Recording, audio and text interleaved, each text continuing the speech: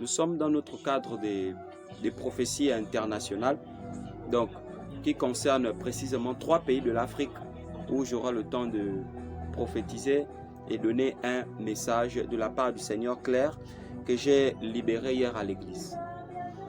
Pour ne pas trop m'attarder dans le sujet, nous allons prendre seulement un seul verset de la Bible dans Actes des Apôtres chapitre 21. Nous allons prendre aussi Actes des Apôtres chapitre 13 et nous allons voir Actes des Apôtres 21 que nous avons pris tout à l'heure. Ici, on nous présente un peu le prophète Agabus qui prophétise sur la ceinture de Paul, alors que Paul est en train de revenir de sa mission de l'évangélisation qu'il faisait et qu'il est atterri chez son frère Philippe qui avait 4 filles qui prophétisaient.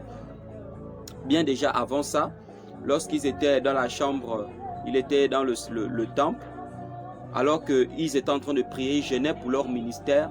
La Bible dit que le Saint-Esprit a parlé à l'église. Et quand le Saint-Esprit a parlé à l'église, en fait, c'était la voix d'un prophète. Selon ce que les Juifs disent, c'était un prophète qui avait libéré ce message dans l'église dans laquelle il se trouvait. Précisément dans Actes des Apôtres, chapitre 13.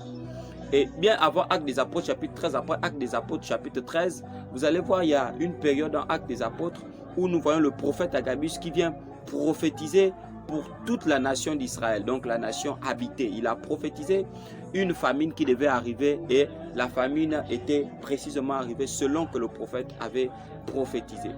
L'objectif de la prophétie que je vais donner aujourd'hui, ce n'est pas pour amener les gens à avoir peur, ce n'est pas pour amener les gens à rentrer dans la paranoïa ou quoi. L'objectif d'une prophétie, c'est d'abord d'amener les gens à se lever dans la prière. Donc ici on a le cas des hommes et des femmes qui prient. Ici, on a la population qui doit se lever dans la prière. On a aussi des personnes qu'on appelle les intercesseurs dans l'église. L'objectif de la prophétie, c'est pour déjà avertir, pour empêcher à ce que la chose n'arrive. Deuxièmement, le rôle de la prophétie permet à nous préparer face à la chose qui est en train d'arriver. Troisièmement, la prophétie vient nous informer de notre état de lieu, où nous nous trouvons et où nous sommes en train d'aller. C'est ça les 3 grands rôles de la prophétie. Il n'y a pas d'autre chose qu'on peut dire encore sur la prophétie. Donc, mes prophéties ce matin sera non seulement pour nous amener à comprendre la pensée de Dieu, mais aussi nous amener aussi à rentrer dans la prière. En tant que pasteur, en tant que chrétien, en tant que citoyen habitant dans ces différentes nations que je vais citer, et en tant qu'église, parce qu'il est important que la Bible dit que tout ce qui est révélé est condamné, c'est la prière qui détruit les choses. J'aimerais donner une prophétie précisément au niveau de la RDC. J'aimerais encourager tous les Congolais à continuer à prier pour la RDC, précisément à Goma, à l'est de la RDC, précisément à Goma. Il y a beaucoup de changements qui vont se produire là-bas. Il y a la main de Dieu qui est en train d'arriver là-bas. Mais le Seigneur est en train de me montrer, pas aujourd'hui, le Seigneur est en train de me montrer dans une vision que il va réconcilier tous les Congolais. Tous les Congolais vont se réconcilier. Ce sont des prophéties que j'ai données hier à l'église.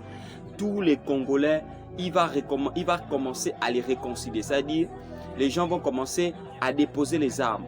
Il y a des armes qui vont être déposées parce que Dieu est en train de ramener les frères entre eux.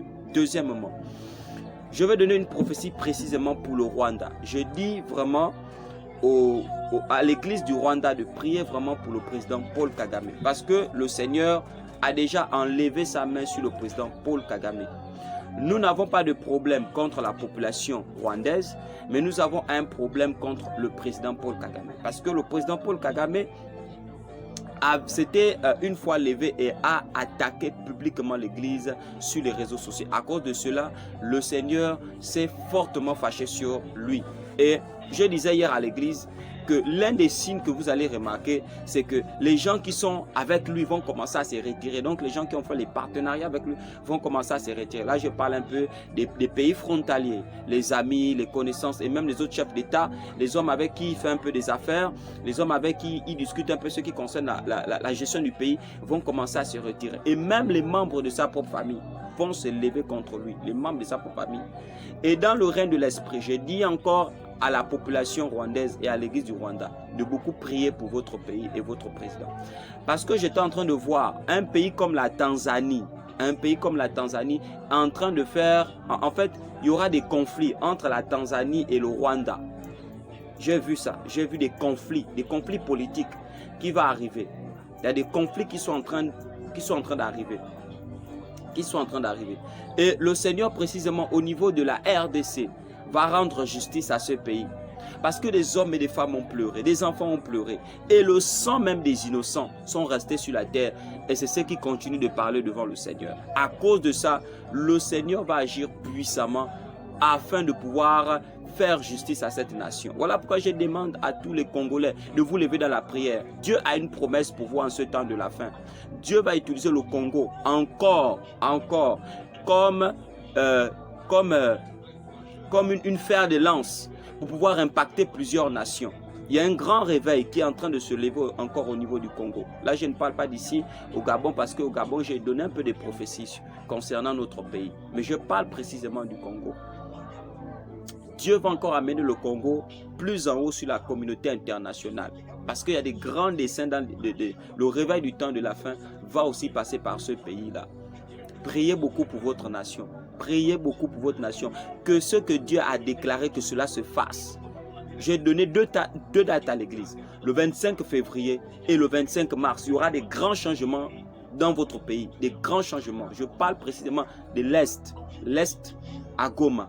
Là où il y a des gens qui ont été tués. Il y a des grands changements parce qu'il y aura des renforcements militaires qui vont arriver là-bas. Des renforcements militaires. J'ai parlé de 3 couleurs. Je parlais ce sont des couleurs de l'Allemagne. Je parlais du jaune, rouge, noir. Donc, c'est la prophétie que je voulais donner aujourd'hui. Que ces différentes nations se lèvent dans la prière. Le Rwanda, levez-vous dans la prière. Pour que ces conflits n'arrivent pas. Deuxièmement, la RDC, priez pour que les prophéties, même que vos prophètes qui sont dans vos pays libères, s'accomplissent. Parce que le monde des ténèbres aussi est debout contre votre pays. Troisièmement, que les Rwandais se lèvent dans la prière. Parce que je vous dis clairement, la main de Dieu n'est plus avec votre président Paul Kagame il y a de cela longtemps. Parce qu'il a été aussi un très grand ennemi pour la RDC. Paul Kagame a été un très grand ennemi pour la RDC. Et même beaucoup de gens même sont fâchés contre lui. Beaucoup même des Congolais sont fâchés contre lui.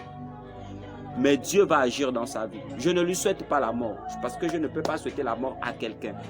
Mais la justice divine répondra sur lui. Donc, que le Seigneur bénisse chacun d'entre vous.